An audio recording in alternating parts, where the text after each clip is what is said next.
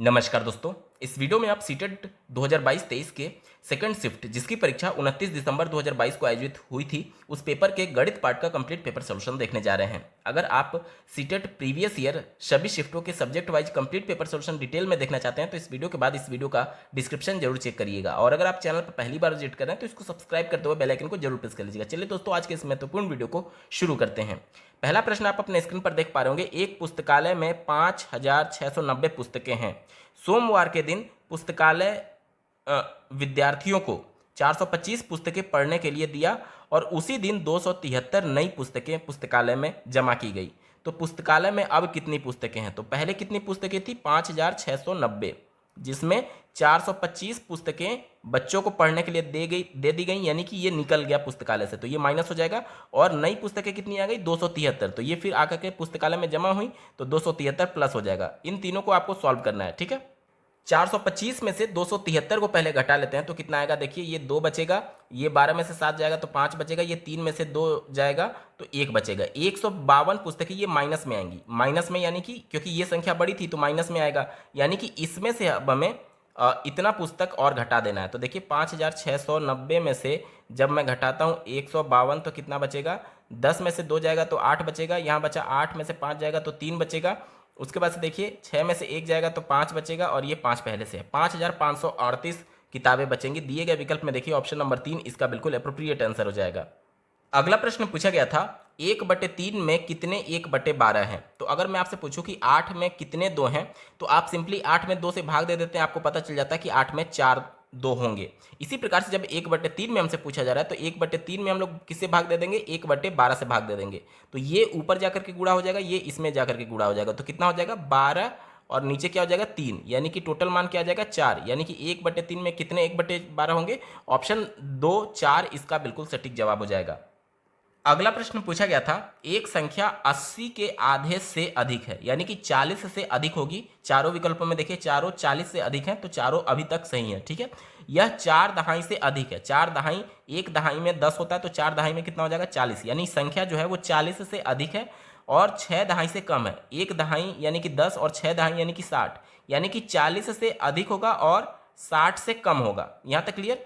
तो 60 से कम होगा, यानी कि देखिए ये 60 वैल्यू दिया गया तो ये हमारा उत्तर नहीं हो सकता क्योंकि बोला जा रहा है कि 60 से कम है। इसके अंकों का योग 6 है। देखिए पहले में जब अंकों का योग करेंगे तो 10 हो जा रहा है तो ये उत्तर नहीं हो सकता। बाकी अब हमारे पास सिर्फ 2 ही विकल्प बचे हैं। कहा जा रहा है कि इसका दहाई का अंक इकाई के अंक का दुगना है। देखिए क्या ये दहाई का अंक इकाई के अंक से दुगना है? नहीं, बल्कि 5 गुना है, तो ये हमारा उत्तर नहीं होगा। एक ही विकल्प बचा, ऑप्शन नंबर 4 42 इसका बिल्कुल सटीक जवाब हो जाएगा। अगला प्रश्न पूछा गया है 96 के सभी गुणनखंडों का योगफल क्या होगा? तो देखिए 96 के गुणनखंडों का योगफल निकालने के लिए सबसे पहले आपको करना क्या होता है? 96 का हम लोग क्या कर देते हैं? गुणनखंड कर देते हैं। देखिए यहाँ पर ये 96 है, 2 से मैं पहले भाग दूंगा तो कितनी बार में जाएगा? 48 बार में। फिर 2 से भाग देंगे तो कितनी बार में जाएगा? 24 बार में। फिर 2 से भाग देंगे तो 12 बार में। फिर 2 से भाग देंगे तो 6 बार में। फिर 2 से भाग देंगे तो 3 बार में। फिर 3 से भाग देंगे तो 1 बार में। तो देखिए 2 कितनी बार आ रहा है? 1 2 3 4 5, 2 पर घात 5 और गुणे 3 हो जाएगा। यहाँ तक क्लियर? इसका गुणनखंड हो गया। अब देखिए इसके गुणनखंडों का योग निकालने के लिए यहाँ पर देखिए 2 पर घात 5 है तो 2 पर घात 0 से स्टार्ट करते हैं। 0 प्लस 2 पर घात 1 प्लस 2 पर घात 2 प्लस 2 पर घात 3 प्लस 2 पर घात 4 प्लस 2 पर घात 5, ठीक है। और ये ब्रैकेट में बंद, बीच में हमारा गुणे का चिन्ह था तो गुणे का चिन्ह लगाएंगे और 3 पर कोई घात नहीं है, यानी इसका मतलब होता है 3 पर घात 1 है। तो जब 1 घात है तो 3 पर घात 0 से चलेंगे और प्लस 3 पर घात 1 तक जाएंगे, ठीक है। यानी कि कहाँ तक घात ले जाएंगे? जहाँ तक ये वैल्यू दी गई थी। देखिए 5 दिया था तो हमने 5 तक जाके रोक दिए, यहाँ पर 1 था तो हम 1 तक जाकर रोक दिए और 0 से स्टार्ट होगा। देखिए किसी पर अब इसकी मान कितना हो जाएगी? किसी पर भी संख्या पर 0 का मान क्या होता है? 1 होता है और 2 पर घात 1 का मान भी 2 होगा। 2 पर घात 2 का मान 4 होगा। 2 पर घात 3 का मान 8 होगा। 2 पर घात 4 का मान 16 होगा और 2 पर घात 5 का मान 32 हो जाएगा। ये ब्रैकेट में हो गया। और गुणे देखिए 3 पर घात 0 का मान 1 और 3 पर घात 3 का मान 3 हो जाएगा, ठीक है। यहां तक क्लियर? अब देखिए 1 और 2 कितना हो गया? 3 3 4 7, 7 और 8 15, 15 और 16 31, 31 और 32 63 63 हो जाएगा और 3 और 1 4 हो जाएगा। अब गुणा करिए, 4×3 = 12 के 2, हाथ में 1, 24 और 1 25, 252 आएगा। क्या आएगा? 252। दिए गए विकल्प में देखिए ऑप्शन नंबर 3 इसका बिल्कुल सटीक जवाब हो जाएगा। अगला प्रश्न पूछा गया था, निम्नलिखित में से सबसे छोटी संख्या कौन सी है? यहाँ पर देखिए, यहाँ पर ये स्टैंडर्ड फॉर्म में नहीं कन्वर्ट है। स्टैंडर्ड फॉर्म का मतलब कि सबकी घात एक बराबर नहीं है। तो सबसे पहले हमें क्या करना होगा कि इसको आपस में गुणा कर दीजिए, तब ये पूरा एग्जैक्ट आ जाएगा, या फिर सबकी घात आप बराबर कर दीजिए। ठीक है, तो यहाँ पर देखिए मैं क्या करता हूँ, 10 पर घात 3 यानी 1000 से जब इसमें गुणा करेंगे तो इसका मान क्या आ जाएगा? 5 और 3 जीरो इधर खिसक जाएगा, यानी कि 598.5.3 आएगा। इस पर देखिए 10 पर घात 4 है, यानी कि देखिए इस पर गुणा करेंगे तो 1 2 3 और 1 जीरो यहाँ पर लग जाएगा, तो इसका मान क्या आ जाएगा? 65950 हो जाएगा। इस पर देखिए 10 पर घात 5 है, तो देखिए 1 2 3 4 5, यानी कि क्या हो जाएगा? 3, उसके बाद से 4 3 1 2 3 इतना हो जाएगा। फिर उसके बाद से देखिए 10 पर घात 3 है, तो 1 2 3, यानी कि इसका मान क्या आ जाएगा? 7004 हो जाएगा। हमसे क्या पूछा गया था कि सबसे छोटी संख्या, ये देखिए ये 5900 है, 5985 है। ये कितना है? ये 65,000 है। ये कितना है? ये है आपका 3,43,000 है, और ये है 7,004 है। सबसे छोटा पूछा गया था, तो सबसे छोटा यही है 5,985। ऑप्शन नंबर 1 इसका बिल्कुल सटीक जवाब हो जाएगा। अगला प्रश्न पूछा गया था, निम्नलिखित में से किस विभाजन में शेष उससे अधिक होगा जो आप 176 को 3 से विभाजित करने पर प्राप्त करेंगे? यानी कि 176 में आपको 3 से भाग देना है, जो शेषफल आएगा। हमसे पूछा जा रहा है कि इसमें से किस में भाग देने पर शेषफल इससे अधिक आएगा। ठीक है, तो पहले भाग दे लेते हैं। देखिए 3 से 176 में भाग देंगे तो कितनी बार मिल जाएगा? 3 × 5 = 15 हो जाएगा, 2 शेषफल बचा, और ये 26 हो जाएगा। कितना? 3 × 8 = 24, उसके बाद से शेषफल 2 बचा। यहाँ पर शेषफल 2 बच रहा है, अब इसमें भाग देंगे तो कितनी बार में जाएगा? देखिए 5×3 = 15, फिर 2 बचा, 23 हो गया, 5 चौक 20। यहाँ पर शेषफल कितना बचा? 3 बचा। यहाँ पर भाग देंगे तो क्या बचेगा? देखिए 4 से भाग देंगे तो 4 चौके 16, 1 बचा, फिर 4×3 = 12। यहाँ पर शेषफल 2 बच रहा है। यहाँ पर भाग देंगे तो देखिए कितना बच रहा है 175 में 3 से, तो 3 × 5 = 15, 2 बचा, 25 हो गया, 3 × 8 = 24। यहाँ पर 1 बच रहा है। ठीक है, यहाँ पर भाग देंगे तो कितना बचेगा? देखिए 2 × 8 = 16, 1 बचा, 2 × 8 = 16। यहाँ पर कोई भी शेषफल नहीं बच रहा है। हमसे क्या पूछा गया था कि 2 से अधिक आना चाहिए, तो 2 से अधिक किस में आ रहा है? इसी में तो आ रहा है। देखिए 2 से अधिक इसी में आ रहा है। ऑप्शन नंबर 1 यहाँ पर बिल्कुल सटीक जवाब हो जाएगा। अगला प्रश्न पूछा गया था, जब एक आयत को उसके केंद्र के परितः घुमाया जाता है तो वह निम्न घूर्णन कोण पर बिल्कुल पहले जैसा दिखाई देगा। देखिए ये मान लीजिए आयत है, इस प्रकार से आयत होगा, और ये कहा जा रहा है कि इसका केंद्र बिंदु यहाँ पर होगा।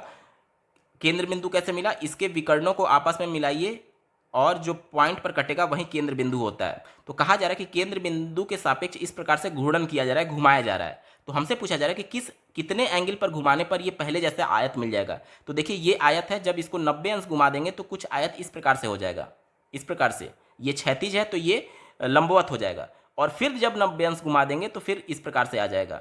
यानी कि 90 अंश हमने यहाँ पर घुमाया और 90 अंश यहाँ पर घुमाया, टोटल 180 अंश जब घुमा देंगे तो पहले जैसा आयत हमें प्राप्त हो जाएगा। अगला प्रश्न पूछा गया है, एक समचतुर्भुज की कितनी सममित रेखाएं होती है? सममित रेखा यानी कि सिमेट्री हमसे पूछा जा रहा है। तो सममित रेखाएं क्या होती है? वो काल्पनिक रेखा होती है जो किसी आकृति को 2 बराबर भागों में बांटता है, यानी कि एक भाग बिल्कुल हूबहू ओवरलैप कर ले दूसरे भाग को। तो यहाँ पर देखिए इसमें ये समचतुर्भुज हो गया, तो इसमें 2 ही सममित रेखाएं होंगी। एक तो पहला ये वाला विकर्ण, यानी कि ये वाले पार्ट को जब आप मोड़ करके यहाँ से मोड़ेंगे और इस पर ओवरलैप करा देंगे तो बिल्कुल एग्जैक्ट ढक लेगा। एक तो ये हो जाएगा, और दूसरा इस वाले के सापेक्ष। देखिए इसको उठा करके यहाँ पर रखेंगे, मतलब कि इसके सापेक्ष जब मोड़ेंगे तो ये ओवरलैप कर जाएगा, पूरा ढक लेगा। ठीक है, तो केवल और केवल 2 ही सममित रेखा पॉसिबल ही है समचतुर्भुज में। तो उत्तर क्या हो जाएगा? ऑप्शन नंबर 2 इसका बिल्कुल सटीक जवाब है। अगला प्रश्न पूछा गया था, मेधा अपनी कॉपी में 3 कोण 108 अंश, 75 अंश और 90 अंश के कोण के रूप में मापें। यदि वह इन कोणों को निम्न रूप में क्रम से वर्गीकृत करती है तो निम्नलिखित में से कौन सा कथन सही है? ठीक है, देखिए तीसरा जो कोण है वो समकोण होना चाहिए। तो पहले देख लीजिए कि किस किस विकल्प में समकोण दिया गया है। तो देखिए चारों में समकोण दिया गया है, तो अभी तक के हिसाब से चारों कोण सही है, चारों विकल्प सही है।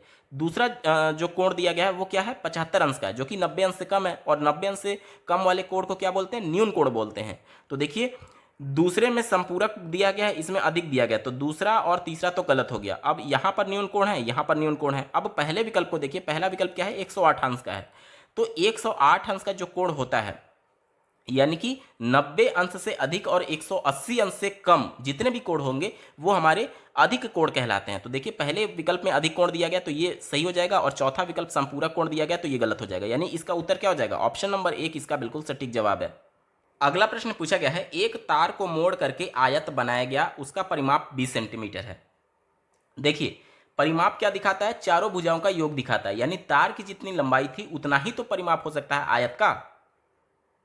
ठीक है, अब हमसे क्या बोला जा रहा है कि उसी तार को फिर मोड़ करके एक वर्ग बनाया गया, यानी कि जितना इसका लंबाई था तार का उसी को तो मोड़ करके फिर वर्ग बनाया गया होगा, यानी वर्ग का परिमाप क्या हो जाएगा? 20 सेंटीमीटर हो जाएगा। वर्ग का परिमाप क्या होता है? 4a होता है, जिसका मान 20 दिया गया, तो a का मान कितना आ जाएगा? 5 सेंटीमीटर आ जाएगा। अब हमसे पूछा जा रहा है इस वर्ग का क्षेत्रफल क्या होगा, तो वर्ग का क्षेत्रफल क्या होता है? ए स्क्वायर, यानी कि 5 का स्क्वायर करेंगे तो इसका मान कितना आ जाएगा? 25 सेंटीमीटर स्क्वायर। दिए गए विकल्प में देखिए ऑप्शन नंबर 2 बिल्कुल सटीक जवाब हो जाएगा।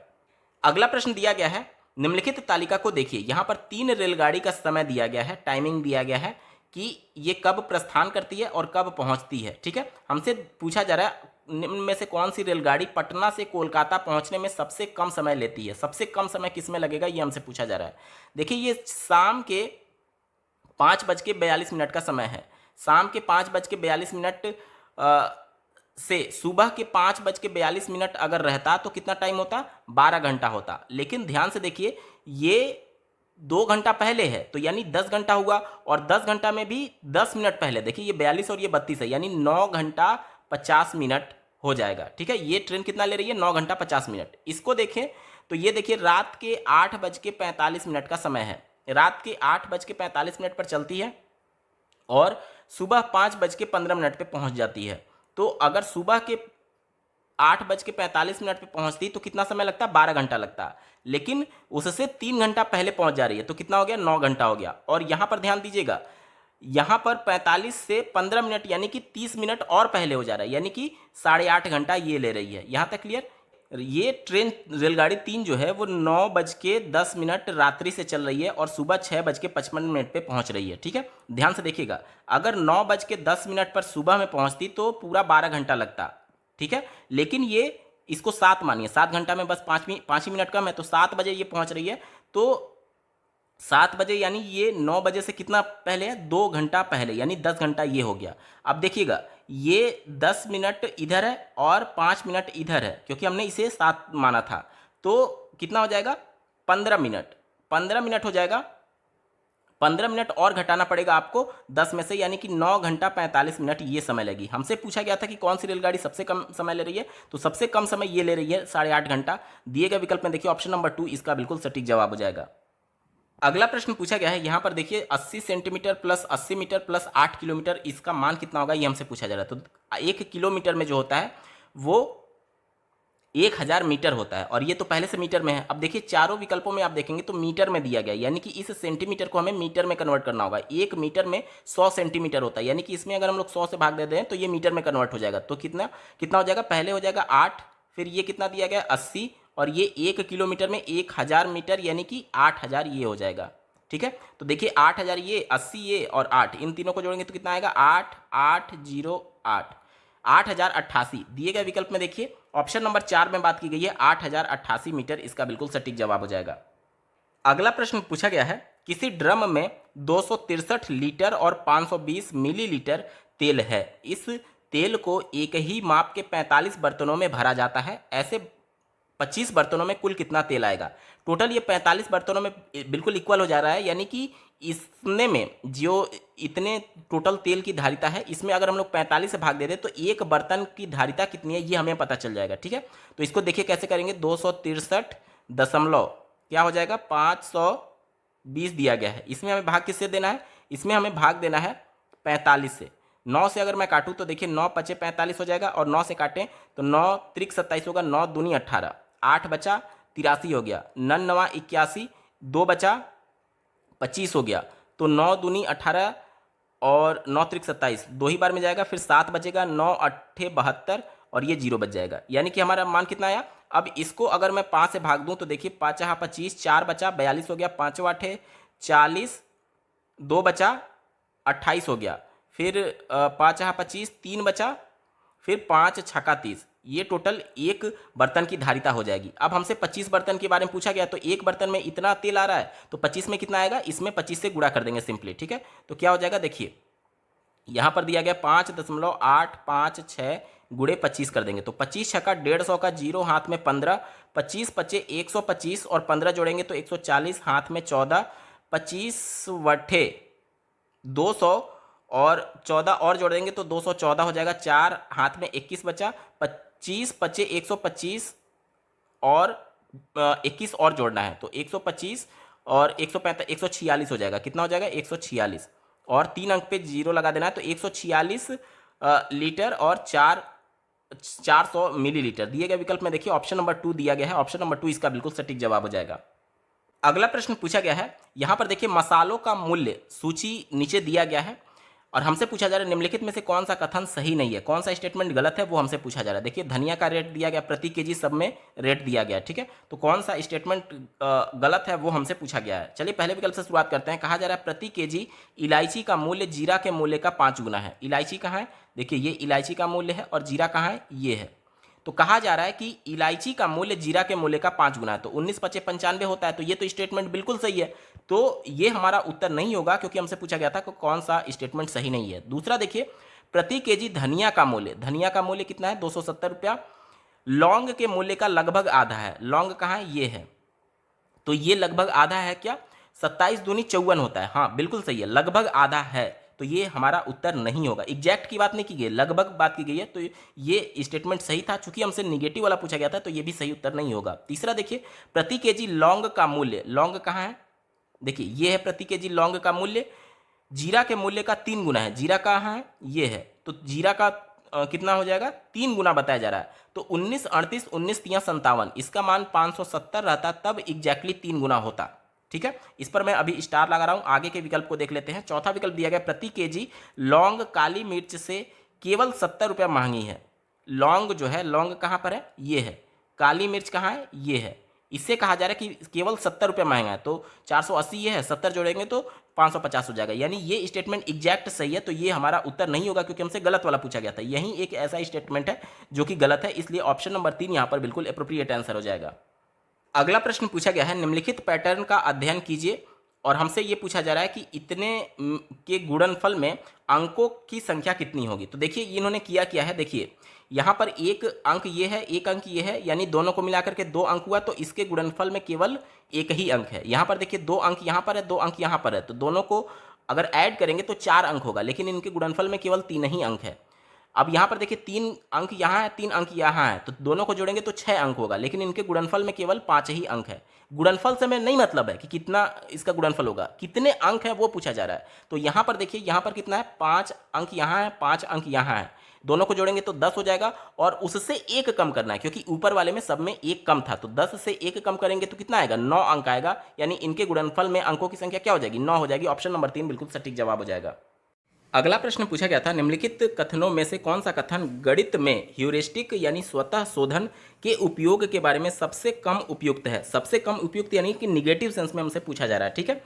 ह्यूरिस्टिक विधि में क्या होता है कि खोज के माध्यम से बच्चे सीखते हैं, खुद के शोधन के माध्यम से शोध करना, ठीक है।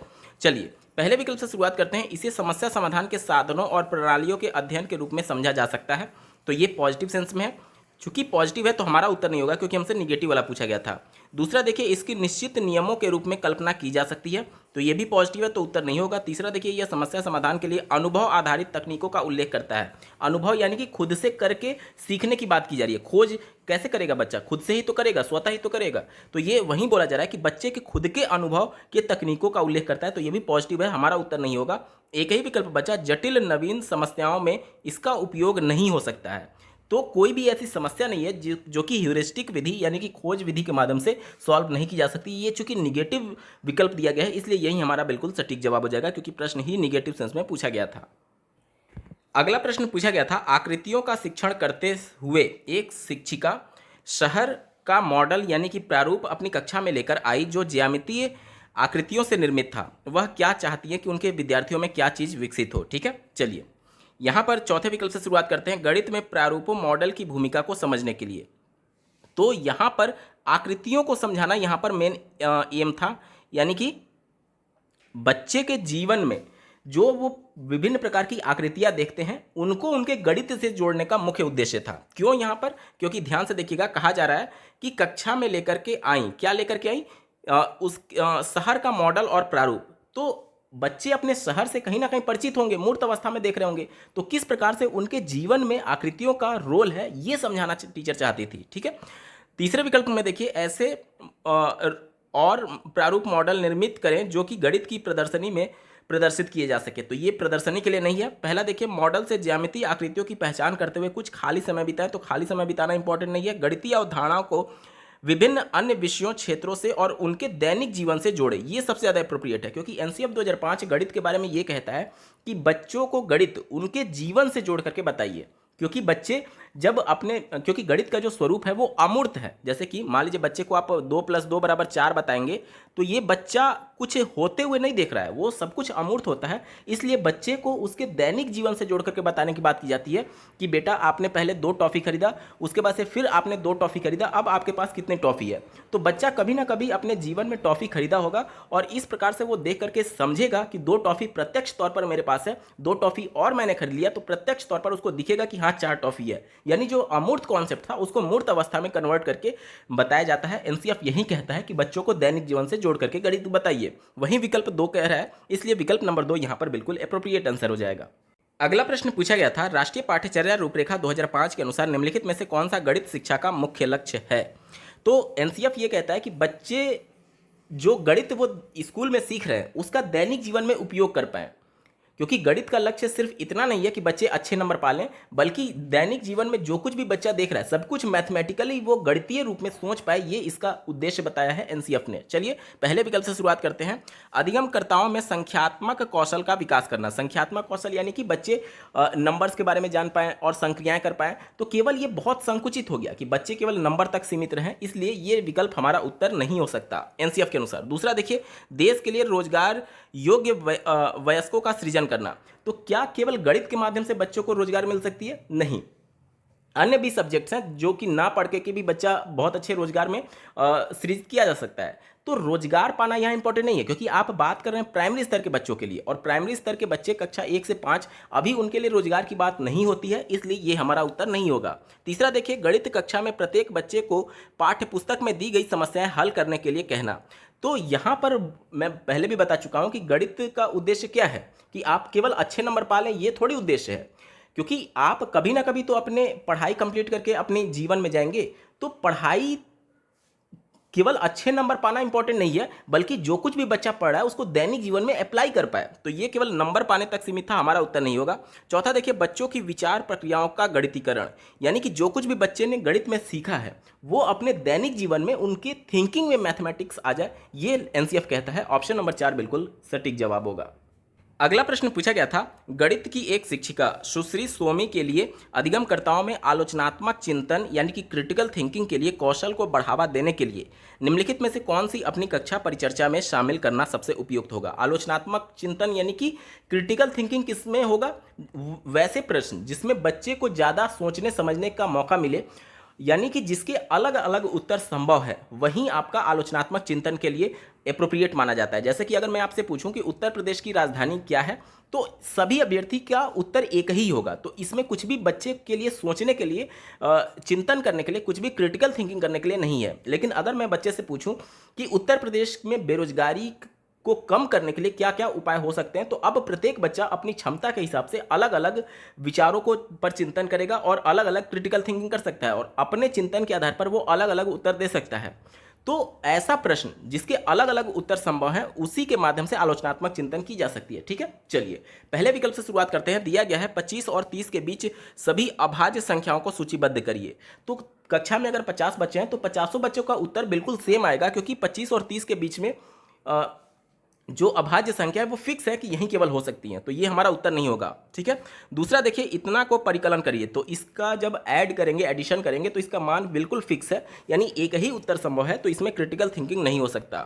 चौथा देखिए, एक समबाहु त्रिभुज बनाया जिसकी प्रत्येक भुजा की लंबाई 6 सेंटीमीटर है। तो एक ही प्रकार की आकृति बन सकती है समबाहु त्रिभुज जिसकी भुजा की लंबाई 6 सेंटीमीटर होगी, यानी एक ही उत्तर संभव है, तो इसमें भी क्रिटिकल थिंकिंग नहीं होगा। एक ही विकल्प बचा ऑप्शन नंबर 3। देखिए 18 सेंटीमीटर स्क्वायर क्षेत्रफल वाले सभी संभव आयत बनाएं। तो इसमें अलग अलग उत्तर आने की संभावना है। आयत का क्षेत्रफल क्या होता है? लंबाई गुणे चौड़ाई। तो कोई एक बालक ऐसा आयत बना सकता है जिसकी लंबाई 9 सेंटीमीटर और उसकी चौड़ाई 2 सेंटीमीटर हो, तो भी तो 18 सेंटीमीटर आएगा। कोई एक बालक ऐसा आयत बना सकता है जिसकी लंबाई 6 सेंटीमीटर और इसकी चौड़ाई 3 सेंटीमीटर, तो भी 18 सेंटीमीटर आएगा। यानी अलग अलग उत्तर आने की संभावना है, इसलिए इसमें क्रिटिकल थिंकिंग बच्चे को करने का मौका मिलेगा। ऑप्शन नंबर 3 इसका बिल्कुल अप्रोप्रिएट आंसर हो जाएगा।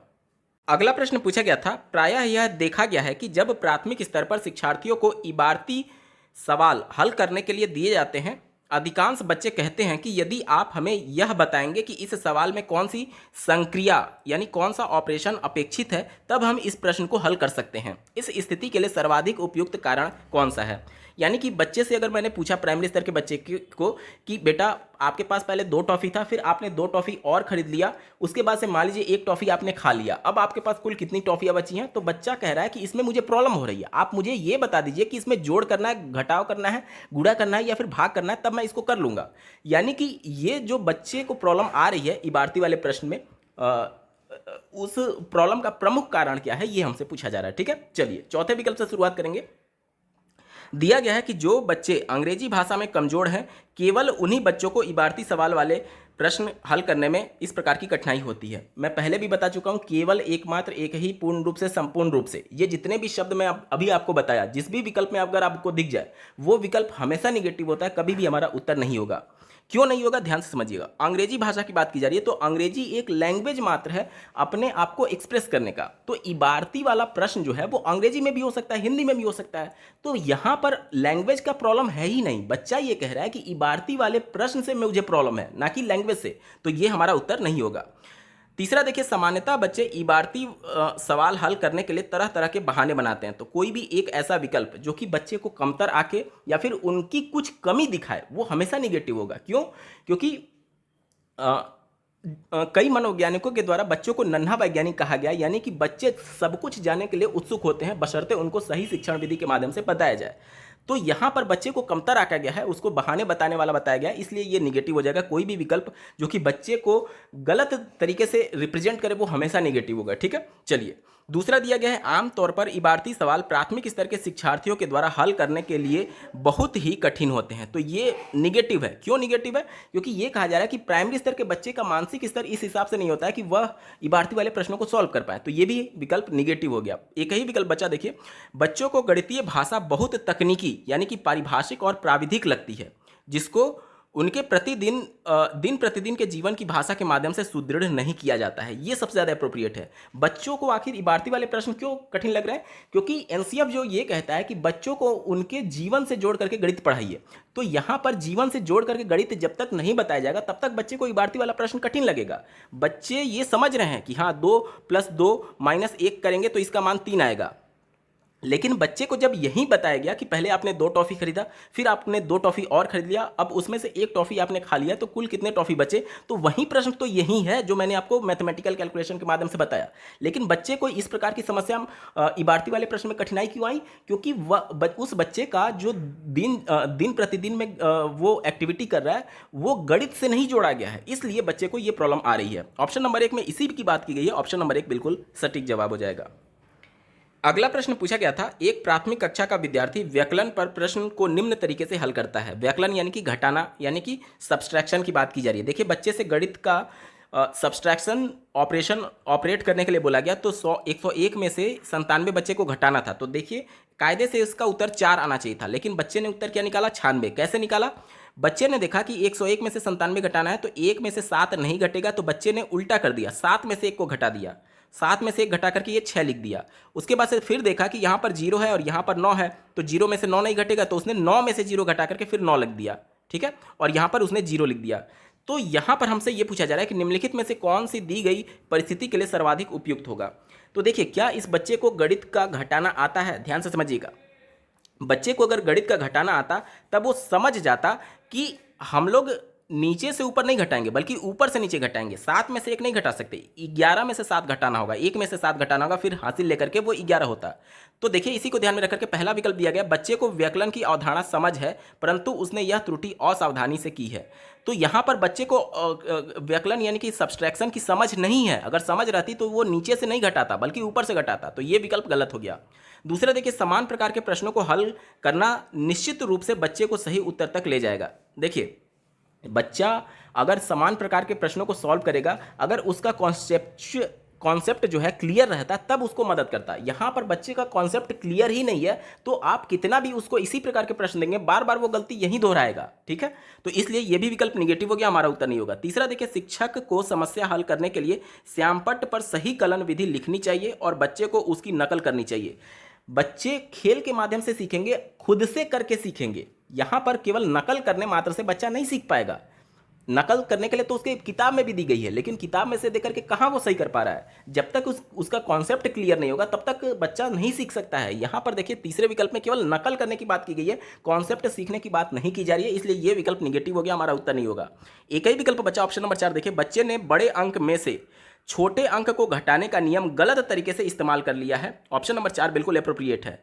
बच्चे ने ये देखा कि नीचे वाला अंक बड़ा है तो नीचे में से घटा दिया, तो जो कि गलत है। जो अंक ऊपर लिखा रहता है उसमें से हम लोग नीचे वाले को घटाते हैं। अगर ऊपर वाला छोटा है तो फिर हासिल वाला प्रक्रिया चलाते हैं, हासिल लेकर के उसमें से फिर घटाना होता है। यहाँ पर बच्चे ने नीचे से ऊपर को घटा दिया जो कि गलत है। ऑप्शन नंबर 4 में इसकी बात की गई, ऑप्शन नंबर 4 बिल्कुल एप्रोप्रिएट आंसर हो जाएगा। अगला प्रश्न पूछा गया है, एक बच्चा गणित की प्राथमिक कक्षा में कहता है कि मेरे पास 3 पेंसिल है, मेरे पास 5 रंगीन पेन है, मेरी एक बहन है। बच्चा किस संबंध में बात कर रहा है? यानी कि यहाँ पर देखिए 4 प्रकार के हमें नंबर्स किस प्रकार से लिखे जाते हैं या फिर रिप्रेजेंट किए जाते हैं उसका एक रिप्रेजेंटेशन दिया गया है। कि कई बार जैसे देखिए हम लोग बोलते हैं ना कि मैंने कक्षा में 3रा स्थान प्राप्त किया, मैं 5वीं मंजिल पर रहता हूं। तो इस प्रकार की जो संख्याएं होती हैं वो क्या दिखाती हैं? वो क्रम सूचक दिखाती हैं कि मैं 3रे नंबर पर था, एक क्रम डिसाइड किया गया जिसमें मैं 3रे नंबर पर था और मैं 5वीं मंजिल पर रहता हूं, यानी ये क्रम दिखा रहा है। तो ये तो उत्तर होगा नहीं, क्योंकि बच्चे ने बोला है कि मेरे पास 3 पेंसिल है, तो ये क्रम तो थोड़ी दिखा रहा है। क्रम तो ऐसे होता है ना कि पूरी कक्षा में मेरे पास जो पेंसिल की संख्या है वो 5वें नंबर पर है। अगर ऐसा रहता तब वो जाकर के क्रम सूचक होता। यहाँ पर क्रम नहीं है बल्कि बच्चा के पास जितना पेंसिल है वो टोटल बता रहा है। तो इसे हम लोग क्या बोलते हैं? इसे गणन संख्या बोलते हैं। गणना करके वो बच्चा बता रहा है। ऑप्शन नंबर 2 यहाँ पर बिल्कुल एप्रोप्रिएट आंसर हो जाएगा। अगला प्रश्न पूछा गया था, निम्नलिखित में से कौन सा आंकड़ों के विश्लेषण का अनुसरण करने के सही अनुक्रम को दर्शाता है? ध्यान से देखिएगा, आंकड़ों का विश्लेषण करना है यानी एनालिसिस करना है। तो सबसे पहले हम लोग क्या करते हैं, जैसे मान लीजिए कि 2011 में जो जनगणना हुई थी उन आंकड़ों का आप एनालिसिस कर रहे हैं। तो सबसे पहले आप आंकड़ों को क्या करते हैं? एकत्रित करते हैं, जुटाते हैं। जगह जगह पर जाकर के जो कर्मचारी थे, सरकारी कर्मचारी, वो क्या कर रहे थे? लोगों से पूछ रहे थे कि आपके घर में कितने सदस्य हैं। वो क्या है, वो नंबर्स को कलेक्ट ही तो कर रहे हैं, एकत्रित ही तो कर रहे हैं कि पूरे देश भर में कितने लोग हैं। अलग अलग राज्यों से इस प्रकार से आंकड़े एकत्रित किए जाते थे। तो सबसे पहले हम लोग क्या करते हैं? आंकड़ों को एकत्रित करते हैं। उसके बाद से क्या करते हैं? छांटते हैं। जैसे कि मान लीजिए हम लोग एक निष्कर्ष पर पहुंचना चाहते हैं विश्लेषण करते हुए कि महिलाओं की एक तरीके से शिक्षा में कितना सुधार आया है। 2011 में जब जनगणना हुआ और उससे पहले जब 2001 में जनगणना हुआ था, तो उस 2001 से लेकर के 2011 के बीच में महिलाओं की शिक्षा में कितना सुधार हुआ है, ये एनालिसिस करना चाहते हैं। तो जो हमने आंकड़े जुटाए हैं उसमें महिला, बच्चे, बुजुर्ग और साथ ही साथ पुरुषों का भी आंकड़ा होगा। तो हम महिलाओं की जब बात करेंगे तो उसमें से पुरुषों के आंकड़े को घटाना होगा, यानी केवल महिलाओं के आंकड़ों को छांटना होगा। इसलिए एकत्रित करने के बाद से हम लोग उसमें से छटाई करेंगे। छांटने के बाद से फिर उसको आंकड़ों को व्यवस्थित करना होता है। ठीक है, आंकड़ों को हम लोग व्यवस्थित करेंगे और अंत में किसी रिजल्ट पर पहुंचेंगे, यानी कि जो रिजल्ट हम निकालना चाहते थे उस निष्कर्ष पर पहुंचेंगे, यानी निरूपण करेंगे। ठीक है, तो ऑप्शन नंबर 3 इसका बिल्कुल एप्रोप्रिएट आंसर हो जाएगा। अगला प्रश्न पूछा गया था, निम्नलिखित में से प्राथमिक कक्षाओं के लिए एक अच्छी गणितीय पाठ्यपुस्तक की सर्वाधिक महत्वपूर्ण विशेषता कौन सी है? ध्यान से समझिएगा, एक अच्छा किताब कौन सा हो सकता है, उसकी प्रॉपर्टी क्या हो सकती है। पहले विकल्प से शुरुआत करते हैं। कहा जा रहा है कि निगमनात्मक तरीके से अवधारणाएं प्रस्तुत करना। निगमनात्मक तरीका क्या होता है? यानी बच्चे को पहले नियम बताया जाए, उसके बाद उदाहरण दिया जाए। तो प्राइमरी स्तर के बच्चों के लिए ये विधि उपयुक्त नहीं मानी जाती है। क्यों? क्योंकि बच्चे खेल के माध्यम से सीखेंगे, प्रत्यक्ष तौर पर मूर्त चीज़ों को देख करके सीखेंगे।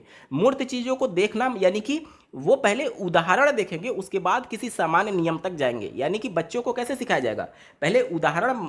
इसीलिए तो गणित को बच्चे के दैनिक जीवन से जोड़ने की बात की जाती है। क्यों बोली जाती है, क्योंकि बच्चा दैनिक जीवन में जो कुछ भी देख रहा है वह उसके लिए उदाहरण हो गया। अब उस उदाहरण का प्रयोग करते हुए हम लोग बच्चे को सामान्य नियम की ओर आगे बढ़ाते हैं। निगमनात्मक में क्या होता है कि बच्चे को पहले नियम बताया जाता है, तब उदाहरण बताया जाता है, जो कि बिल्कुल उल्टा होता है। इसलिए हमारा उत्तर नहीं होगा।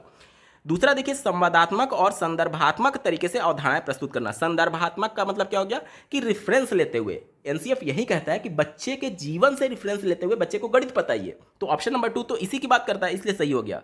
तीसरा देखिए, हल किए हुए अधिक उदाहरण और गतिविधि आधारित आकलन सम्मिलित करना चाहिए। तो अधिक उदाहरण यानी कि बच्चे के परिवेश से उदाहरण लेने की बात कर रहा है, और साथ ही साथ गतिविधि आधारित यानी कि कुछ करके सीखने की बात की जा रही है। तो ये भी बिल्कुल अप्रोप्रिएट आंसर हो जाएगा एनसीएफ के अनुसार और राष्ट्रीय शिक्षा नीति 2020 के अनुसार। यानी बी और सी इसका बिल्कुल सटीक जवाब हो जाएगा। चलिए विकल्पों में चलते हैं। ऑप्शन नंबर 4 में दिया गया है बी और सी इसका बिल्कुल अप्रोप्रिएट आंसर है। अगला प्रश्न पूछा गया है, राष्ट्रीय शिक्षा नीति 2020 के अनुसार निम्नलिखित में से कौन सा सीखने यानी अधिगम के लिए अति आवश्यक और अनिवार्य पूर्व अपेक्षा है। ठीक है, यानी प्री रिक्वेसाइट कौन सा अनिवार्य है सीखने के लिए, ये हमसे पूछा जा रहा है। ठीक है, बात हो रही गणित की, तो गणित के हिसाब से ही हमें उत्तर देना होगा। पहला दिया गया खेल और शारीरिक स्वास्थ्य, दूसरा दिया गया बुनियादी साक्षरता एवं संख्या ज्ञान, तीसरा दिया गया गणन कौशल विकसित करना, और चौथा दिया गया सभी के लिए शिक्षा। तो चूंकि हम लोग गणित की बात करते हैं, तो गणित में हमेशा बुनियादी साक्षरता एवं संख्या ज्ञान बिल्कुल सटीक जवाब हो जाएगा। यानी कि इमरजेंट लिटरेसी की बात की जाती है, और साथ ही साथ यहाँ पर बेसिक मैथमेटिकल ऑपरेशन जैसे बच्चों में गणना अंकों के बारे में ज्ञान होना, इसके बाद से जो बेसिक संक्रियाएं हैं जोड़ घटाना गुणा भाग, उतना बच्चों को आना चाहिए। ये नेशनल एजुकेशन पॉलिसी 2020 कहता है। ऑप्शन नंबर 2 इसका बिल्कुल सटीक जवाब हो जाएगा। अगला प्रश्न पूछा गया था, गणित में बच्चों के विवेचन और तार्किक चिंतन योग्यता को विकसित करने के लिए निम्नलिखित में से कौन सा सर्वाधिक उपयुक्त है। तार्किक चिंतन की बात की जा रही है, यानी क्रिटिकल थिंकिंग की बात की जा रही है, लॉजिकल थिंकिंग की बात की जा रही है, और साथ ही साथ बच्चों में रीजनिंग को डेवलप करना है। ठीक है, चलिए इसी को ध्यान में रख करके उत्तर ढूंढेंगे। तो बच्चे तर्क कब करेंगे, जब उनको तर्क करने का मौका मिलेगा। यानी कोई एक ऐसा प्रश्न पूछा जाए जो कि बच्चे को सोचने पर मजबूर करे। जैसे कि दो प्रकार के प्रश्न होते हैं, एक होता है खुले सिरे वाला प्रश्न और दूसरा होता है बंद सिरे वाला प्रश्न। जैसे कि अगर मैं आपसे ये पूछूं कि 2 + 2 कितना होगा, तो ये कैसा प्रश्न है, ये बंद सिरे वाला प्रश्न है, क्योंकि इसका एक ही उत्तर संभव ही है। लेकिन अगर मैं बच्चे से ये पूछूं कि 2 ऐसी संख्याएं बताइए जिनका योग 20 हो, तो बच्चे के अलग अलग उत्तर आने की संभावना है। जैसे कि कोई बच्चा बोलेगा सर 1 में 19 जोड़ दीजिए तब भी 20 आएगा, दूसरा बच्चा बोलेगा सर 2 में 18 जोड़ेंगे तब भी 20 आएगा, तीसरा बोलेगा 3 में 17 जोड़ दीजिए तब भी 20 आएगा, कोई बोलेगा 10 में 10 जोड़ दीजिए तब भी 20 आएगा। यानी प्रत्येक बच्चे का उत्तर अलग अलग आने की संभावना है। तो ऐसा प्रश्न जिसमें प्रत्येक बच्चे की उत्तर अलग अलग आने की संभावना है, इसमें बच्चे को थिंकिंग करने का ज़्यादा मौका मिलेगा। क्योंकि उत्तर अलग क्यों आ रहा है, क्योंकि बच्चे अपनी क्षमता के हिसाब से अलग अलग थिंकिंग कर पा रहे हैं, यानी इसी में बच्चा तर्क कर पाएगा। ठीक है, तो इसे हम लोग खुले सिरे वाला प्रश्न बोलते हैं। तो सीधे तौर पर ऐसे समझ लीजिए कि जिसका केवल एक ही उत्तर संभव है, जैसे कि ये वाला प्रश्न 2 + 2 कितना होगा, जिसका केवल एक ही उत्तर संभव है उसे बंद सिरे वाला प्रश्न बोलेंगे, और जिसके अनेक उत्तर संभव है उसे खुले सिरे वाला प्रश्न बोलेंगे। तो बच्चे को ज़्यादा सोचने का मौका किस में मिलेगा, खुले सिरे वाले प्रश्न में। इसी को ध्यान में रख करके उत्तर ढूंढेंगे। पहले विकल्प से शुरुआत करते हैं। दिया गया है बंद सिरे वाले प्रश्नों का उपयोग, तो ये निगेटिव है, हमारा उत्तर नहीं होगा। इसमें बच्चे को सोचने समझने की उतना मौका नहीं मिलता है। ठीक है, दूसरा देखिए, मानक कलन विधि का उपयोग। जो भी विकल्प मानक की बात करेगा वो हमेशा निगेटिव हुआ है। मानक कहने का मतलब कि एक विधि बच्चे को बता दी गई है, वही विधि बच्चा बाध्य है उसी विधि से प्रॉब्लम को सॉल्व करने के सेंस में। तो जब बच्चा बाध्य है तो कुछ नया तो सोचेगा नहीं, अपनी तरफ से कुछ नया नहीं सोचेगा। जब नया नहीं सोच रहा है, कुछ भी थिंकिंग नहीं कर रहा है, तो क्रिटिकल थिंकिंग कहाँ करेगा, कहाँ रीजनिंग करेगा, कहाँ तर्क करेगा। इसलिए ये भी निगेटिव हो गया, इसलिए हमारा उत्तर नहीं होगा। तीसरा देखिए, सूत्रों तथ्यों और पहाड़ों को स्मरण करना। कोई भी ऐसा विकल्प जो कि रटना, स्मरण करना, कंठस्थ करने की बात करेगा वो हमेशा निगेटिव होता है, क्योंकि राष्ट्रीय शिक्षा नीति ये कहता है कि बच्चे चीजों को रटते नहीं हैं बल्कि करके सीखते हैं, अपने ज्ञान का निर्माण करते हुए। ठीक है, तो ये हमारा निगेटिव हो गया। एक ही विकल्प बचा ऑप्शन नंबर 4। देखिए, खुले सिरे वाले प्रश्न का उपयोग करना, ऑप्शन नंबर 4 यहां पर बिल्कुल एप्रोप्रिएट आंसर हो जाएगा। अगला प्रश्न पूछा गया है, यहां पर देखिए, नीचे 2 पूर्व सेवा प्रशिक्षार्थियों का गणित के अपने स्कूली अनुभव के बारे में हो रहे संवाद यानी कम्युनिकेशन का उल्लेख किया गया है। पूर्व सेवा प्रशिक्षार्थी किसे कहा जाता है, जैसे आप बीएड किए हुए हैं, बीटीसी किए हुए हैं, तो अभी आप सेवा में नहीं है, यानी कि इन सर्विस टीचर नहीं है। सेवा से पूर्व यानी कि जब आप प्रशिक्षण ले रहे थे उस दौरान या फिर अभी जब तक आपको नौकरी नहीं मिल जाती, जब तक आप सेवा में नहीं आ जाते हैं, उस दौरान आपकी बात की जा रही है कि दो ऐसे प्रशिक्षार्थी हैं जो कि बात करते हैं। पहला प्रशिक्षार्थी क्या बोलता है, देखिए ध्यान से। अपने विद्यालयी जीवन में मैं गणित में बहुत अच्छी थी। अब मुझे यह विषय पढ़ाने में कुछ डर सा लग रहा है, क्योंकि मुझे लगता है कि मैंने जो कुछ भी सीखा था उसका बहुत कुछ मैं भूल गई हूँ। दूसरा प्रशिक्षार्थी कहता है कि मैं तो अपनी परीक्षा कुछ नियमों, तथ्यों और प्रक्रियाओं को याद करके पास की है। अब हमसे पूछा जा रहा है कि कौन सा चारों विकल्पों में अप्रोप्रिएट होगा। देखिए यहाँ पर दोनों जो प्रशिक्षार्थी हैं वो गणित को भूलने की बात कर रही हैं। कोई भी चीज़ हम लोग भूलते कब है, जब हम चीज़ों को रट लेते हैं और लगातार उसका प्रयास एक तरीके से अभ्यास नहीं करते हैं। कहने का मतलब कि मैथमेटिक्स को उन्होंने बचपन में रट लिया होगा, तभी वो चीज़ों को भूल गई हैं और अब उनके मन में डर बैठ रहा है कि मैं बच्चों को कैसे पढ़ाऊंगी। ठीक है, इसी को ध्यान में रखकर उत्तर ढूंढेंगे। पहले विकल्प से शुरुआत करते हैं। दिया गया है दोनों ही अपने बचपन में गणित के प्रति बहुत लापरवाह रही हैं। कोई भी ऐसा विकल्प जो प्रशिक्षु को लापरवाह बताए वो हमेशा निगेटिव होगा, तो ये हमेशा गलत हो गया। दूसरा देखिए, दोनों ने ही गणित के प्रति अपने भय को दूर कर दिया है। तो भय को दूर कहाँ किया है, पहली प्रशिक्षु जो है वो तो डर रही है ना कि मैं बच्चों को कैसे बताऊंगी, तो ये तो भय है अभी उसमें, तो भय को दूर नहीं किया, इसलिए ये निगेटिव हो गया। चौथा देखिए, ए गणित की अच्छी अध्यापिका बनने योग्य नहीं है, परंतु बी अच्छी अध्यापिका बनने योग्य है क्योंकि उसने परीक्षा में बेहतर प्रदर्शन किया है। तो यहाँ पर बी वाला देखिए, उसने क्या किया था, परीक्षाओं में नियमों और तथ्यों को याद कर लिया था। तो ये अच्छी प्रशिक्षु कहाँ हुई, ये तो चीज़ों को रट करके पास हुई है ना, वो चीज़ों को समझी थोड़ी है। जब खुद नहीं समझी है तो बच्चों को कैसे समझाएगी। तो यहाँ पर चौथे विकल्प में कह रहा है कि बी अच्छी अध्यापिका बनने योग्य है, जबकि ऐसा नहीं है।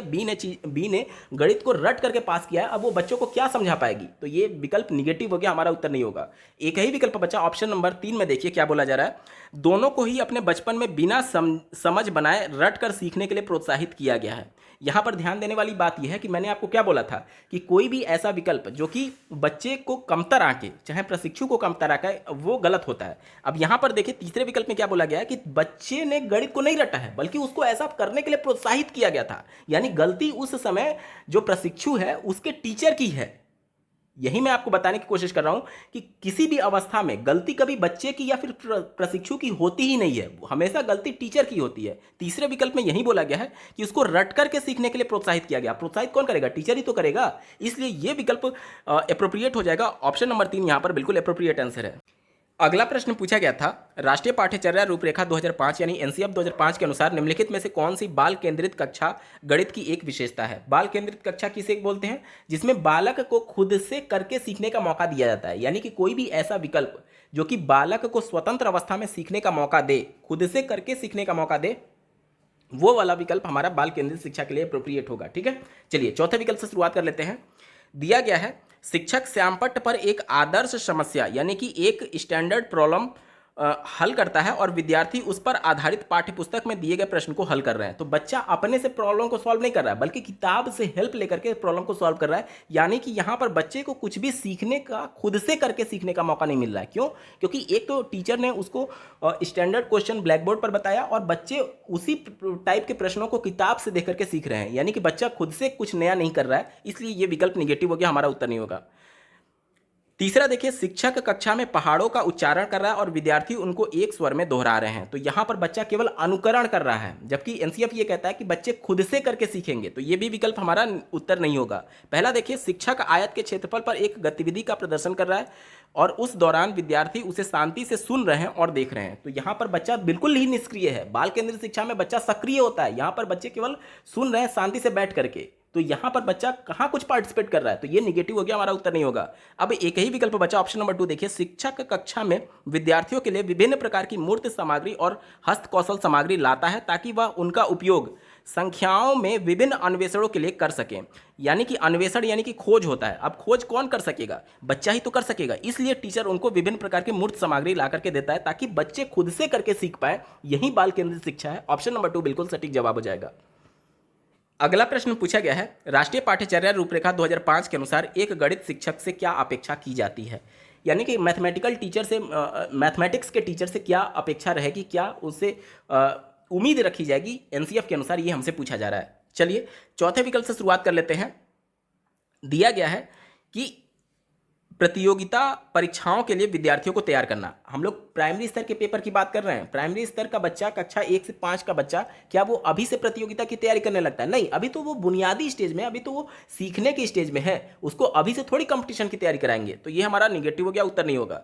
चौथा देखिए, प्रश्नों के ड्रिल और अभ्यास में विद्यार्थियों को संलग्न रखते हुए गणित में परिणामों को सुधारना। ड्रिल यानी कि एक ही चीज को बार बार रिपीट करने की बात की जा रही है, मशीन की तरह व्यवहार करने की बात की जा रही है, तो ये उत्तर नहीं हो सकता, क्योंकि बच्चा सक्रिय भागीदारी के माध्यम से खुद से करके सीखेगा, मशीन थोड़ी है बच्चा। निगेटिव हो गया, हमारा उत्तर नहीं होगा। दूसरा देखिए, पाठ्य पुस्तकों के सभी प्रश्नों को हल करना। तो किताब केंद्रित शिक्षा की बात नहीं की जाती है, बाल केंद्रित शिक्षा की बात की जाती है। बालक को स्वतंत्र वातावरण में सीखने का मौका दिया जाना चाहिए, ना कि केवल किताब तक सीमित रखना चाहिए। एनसीएफ ये कहता है कि बच्चों का जो विद्यालयी शिक्षा है, गणित का जो शिक्षा है, उसको उसके दैनिक जीवन से जोड़ करके बताइए। यहां पर केवल किताब तक सीमित रहने की बात की जा रही है, जो कि एनसीएफ नहीं कहता है। ये विकल्प निगेटिव हो गया, हमारा उत्तर नहीं होगा। एक ही विकल्प बचा, ऑप्शन नंबर 1 देखिए, गणित कक्षा में मेधावी बच्चों को उनके स्तर के अनुकूल चुनौतियां प्रदान करते हुए सभी बच्चों की सहभागिता सुनिश्चित करना। ये सबसे ज्यादा अप्रोप्रिएट है। क्यों? क्योंकि आज हम लोग समावेशी कक्षा की बात करते हैं, उसी कक्षा में बहुत मेधावी बच्चा भी है और बहुत कमजोर बच्चा भी है। तो हम एवरेज अगर पाठ्यक्रम लेकर के चलेंगे तो मेधावी बच्चे के साथ कहीं ना कहीं नाइंसाफी होगा। इसलिए प्रत्येक बच्चे के मानसिक स्तर के हिसाब से उनको उनकी चुनौती का ही प्रश्न देना चाहिए। यानी कि जो थोड़ा सा समझने में कमजोर है, तो उसके मानसिक स्तर के हिसाब से हम थोड़ा आसान प्रश्न बताएंगे, ताकि वह चीज़ों को अच्छे तरीके से समझ पाए। और जो मेधावी बच्चा है, जो प्रतिभाशाली बच्चा है, उसके मानसिक स्तर के हिसाब से थोड़ा चुनौतीपूर्ण प्रश्न देंगे, ताकि उसका और ज़्यादा मानसिक विकास हो सके। यही तो होता है इंडिविजुअल डिफरेंसेज, यानी कि सबकी इंडिविजुअल डिफरेंसेज का सम्मान करते हुए सबको आगे बढ़ने का मौका दिया जाए। और यही एनसीएफ कहता है। ऑप्शन नंबर 1 यहाँ पर बिल्कुल एप्रोप्रिएट आंसर हो जाएगा। अगला प्रश्न पूछा गया है, प्राथमिक कक्षा के गणित शिक्षक श्री राणा ने अपने विद्यार्थियों से निम्नलिखित प्रश्न पूछा। देखिए उन्होंने क्या पूछा, 5 सैकड़े में से 5 दहाई को घटाइए। 5 सैकड़ा, 1 सैकड़े का मतलब 100 होता है, तो 5 सैकड़े का मान कितना हो जाएगा? 5 गुणे 100 यानी कि 500 हो जाएगा। इसमें से कितने को घटाने के लिए बोला गया? 5 दहाई को। 1 दहाई का मतलब 10 होता है, तो 5 दहाई यानी 10 गुणे 5 यानी कि 50 हो जाएगा। तो 500 में से 50 घटाने के लिए बोला गया, तो उत्तर कितना आना चाहिए था? 450 आना चाहिए था। फिर बच्चे ने क्या जवाब दिया? एक विद्यार्थी ने तत्परता से उत्तर दिया, उत्तर 0 होगा। ठीक है, यानी बच्चे का उत्तर 0 आ रहा है, जबकि एक्चुअल उत्तर क्या होना चाहिए था? 450 होना चाहिए था। अब हमसे यह पूछा जा रहा है कि निम्नलिखित में से कौन सी दी गई स्थिति के संबंध में सर्वाधिक उपयुक्त है। पहले विकल्प से शुरुआत कर लेंगे। दिया गया है कि शिक्षक ने कक्षा के समझ गलत तरीके से प्रश्न प्रस्तुत किया। शिक्षक ने कक्षा के समझ गलत तरीके से प्रश्न को प्रस्तुत किया, तो यह विकल्प निगेटिव है, हमारा उत्तर नहीं होगा। क्यों? क्योंकि बच्चे को इबारती वाले प्रश्न भी बताने हैं। एनसीएफ ये कहता है, आप केवल बच्चे को 500 में से 50 घटाने के लिए डायरेक्टली नहीं देंगे, इसको अलग अलग तरीके से बच्चे के दैनिक जीवन से जोड़ते हुए आपको बताना है। तो ये गलत तरीका प्रस्तुत नहीं किया गया, बल्कि बिल्कुल सही तरीका प्रस्तुत किया गया है। ये पहला विकल्प निगेटिव हो गया। दूसरा देखिए, शिक्षक को ऐसी 10 और समस्याएं अभ्यास के लिए देनी चाहिए, ताकि जब तक विद्यार्थी उसे सही से हल नहीं कर लेते। देखिए, अगर बच्चे का कॉन्सेप्ट क्लियर नहीं है, तभी वो उत्तर गलत दे रहा होगा। अब जब कॉन्सेप्ट क्लियर नहीं है, तो आप उसको 10 नहीं बल्कि 1000 प्रश्न भी इस पर आधारित देंगे, तो वो बार बार गलती दोहराएगा, क्योंकि अभी बच्चे का कॉन्सेप्ट ही क्लियर नहीं है। इसलिए हम उसको बार बार ये प्रश्न देंगे तो बार बार गलती करेगा। ये विकल्प निगेटिव हो गया, हमारा उत्तर नहीं हो सकता। तीसरा देखिए, शिक्षक को समस्या को सरल करना चाहिए, ताकि विद्यार्थी उसे सही से हल कर सकें। तो देखिए, इबारती वाले प्रश्न प्राइमरी स्तर के बच्चों के लिए कहा गया है एनसीएफ के अनुसार। तो ये एक तरीके से कठिन नहीं है, इसलिए हमारा उत्तर नहीं होगा। एक ही विकल्प बचा, भ्रांति पहचानने के लिए शिक्षक को विद्यार्थी से अपने उत्तर को समझाने के लिए कहना चाहिए। भ्रांति यानी कि मिसकॉन्सेप्शन। बच्चे ने जो उत्तर गलत बताया, वो मिसकॉन्सेप्शन की वजह से ही बताया है। बच्चे में हो सकता है कि स्थानीय मान का कॉन्सेप्ट ना पता हो। अगर स्थानीय मान का मतलब वो समझ रहा होता, तो 5 सैकड़े, सैकड़े का स्थानीय मान कितना होता है? 100 होता है। तो 100 में 5 से गुणा करके बच्चा 500 इसका मान निकाल लेता, लेकिन बच्चा नहीं कर पा रहा है। इसका मतलब ये हो गया कि बच्चे में मिसकॉन्सेप्शन है। बच्चे में क्या है? मिसकॉन्सेप्शन है, और इस वजह से वह गलती कर रहा है। तो आखिर वो मिसकॉन्सेप्शन कैसे है, हम लोग कैसे जानेंगे? जब बच्चा उसको एक्सप्लेन करेगा कि उसने उत्तर को कैसे निकाला। देखिए, वही बात की जा रही है कि भ्रांति पहचानने के लिए, यानी शिक्षक भ्रांति पहचानना चाहता है। शिक्षक को विद्यार्थियों से अपने उत्तर को समझाने के लिए कहना चाहिए। जब बच्चा उत्तर को समझाएगा, तो कहीं ना कहीं वो किस विधि से इस प्रश्न को सॉल्व किया है, वो हमें एज ए टीचर पता चल पाएगा, और तब हम पता कर पाएंगे कि हाँ, बच्चे ने क्या गलती की है, या फिर वो क्या किस तरीके से सोच पा रहा है इस प्रश्न को लेकर के। ये प्रश्न सबसे ज़्यादा अप्रोप्रिएट है, और यही हमारा सही उत्तर होगा। दोस्तों ये पेपर पूरा सॉल्व हो चुका है। आपको ये वीडियो कैसा लगा कमेंट के माध्यम से जरूर बताइएगा, क्योंकि आपका एक कमेंट मुझे मोटिवेट करेगा ऐसे ही महत्वपूर्ण वीडियो लाने के संदर्भ में। अगर आप प्रीवियस ईयर सभी शिफ्टों के subject wise complete paper solution को डिटेल में देखना चाहते हैं तो इस वीडियो के बाद इस वीडियो का डिस्क्रिप्शन जरूर चेक करिएगा। और अगर आप चैनल पर पहली बार विजिट कर रहे हैं तो इसको सब्सक्राइब करते हुए बेल आइकन को प्रेस कर लीजिएगा। इस वीडियो को देखने के लिए आपका बहुत बहुत धन्यवाद। भगवान करे आपका दिन शुभ हो।